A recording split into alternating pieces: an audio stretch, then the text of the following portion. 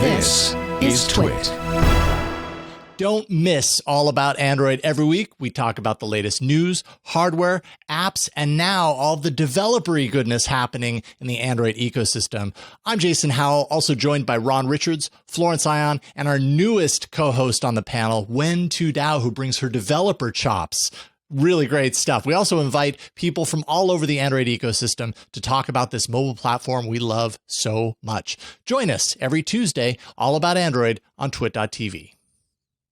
GitHub is not what I would call a billion-dollar business, but it has surpassed $1 billion in annual recurring revenue for the first time ever. That sounds like a billion-dollar business to me. That's every year, Paul.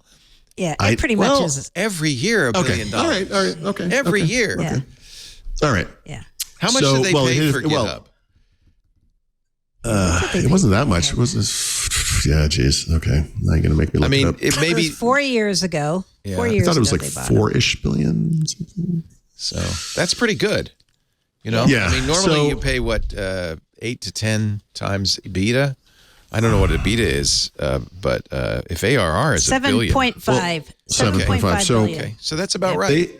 GitHub had never publicly released any financial information. So this is, and Microsoft hasn't either for them, right? So I think this is the first time we've ever gotten any insight into what's going on with this company. A remarkable number, frankly. Yeah, but the thing that's interesting to me about this the most is that most of this growth, and this is growth in users as well as just in revenue, or in revenue as well, has come since the Microsoft acquisition.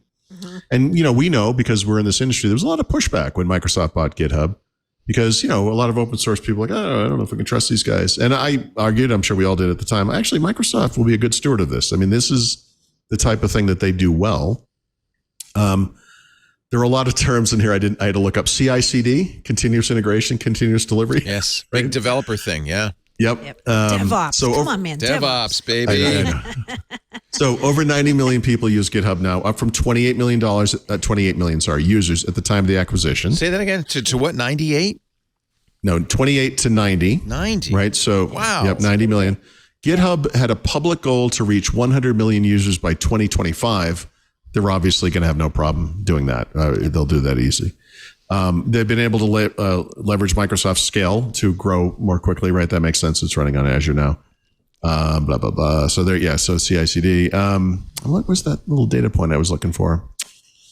I can't see it, but there are a lot of major companies now using GitHub, like Toyota North America, Philips, Ford, Twilio, Daimler, State of California, Autodesk, Stripe. A couple of interesting things I think of. First of all, remember when they bought it, how everybody said, that's it, I'm not gonna have anything to do with it. I'm going to GitLab. That didn't happen. In fact, quite the opposite. I imagine a lot of those corporate users are brand new users. And remember that you can use GitHub for free. Yeah. In fact, it's pretty good for free. They give you a lot for free. I used it for those programming projects I did. I used them for the book. Yeah. The two books, actually. They're hosted in GitHub. They will host your website for free. Yeah. Free. Right. So that's how they get you, though, Leo. That is how they get you. Because I had a free account for a long time, but it's cheap. I think $5 a month or something. It's not expensive. Right. But you know what? That's the definition of a good service, right? You use the free version. You find such value in it. You hit the point where it's like, okay, you have to pay for some reason, but you look at what you get for paying, and you say, it's worth it. This is a no-brainer. This is what Microsoft 365 is for most people.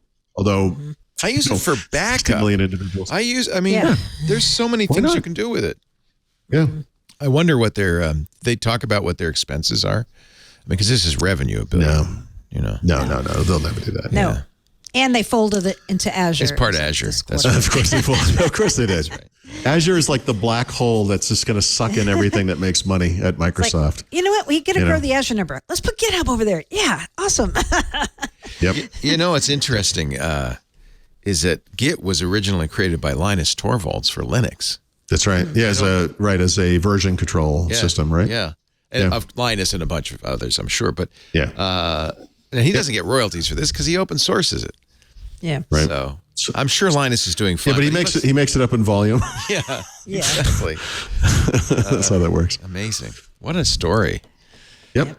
That was the right acquisition. You can't say that for LinkedIn. You can't say that. LinkedIn, every quarter, I swear to God, they'll say productivity, but whatever money. that. But the reason we had growth was because of Office and LinkedIn. You're like, no, LinkedIn. that's not true. I mean, LinkedIn is growing. I've asked so many times, is LinkedIn profitable? And they're like, we don't really have anything to say on that. I'm like, oh, okay. The LinkedIn stuff is nuts.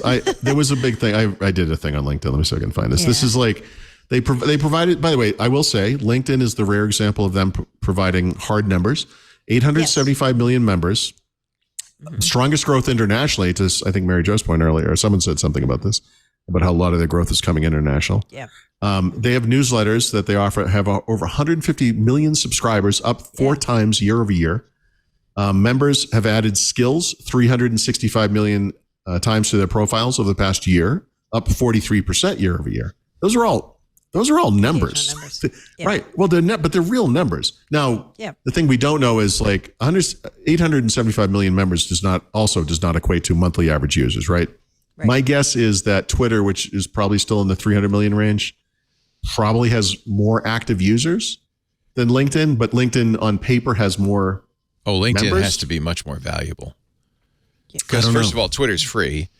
And you pay LinkedIn. In fact, LinkedIn professional account's very expensive. You can be free on LinkedIn. Right. Yeah, but it can be free. Yeah, but I know. Yeah, they really encourage you. Like they do things like, hey, want to know who looked at your profile? Huh? Yeah. You want to know? Huh? Sure.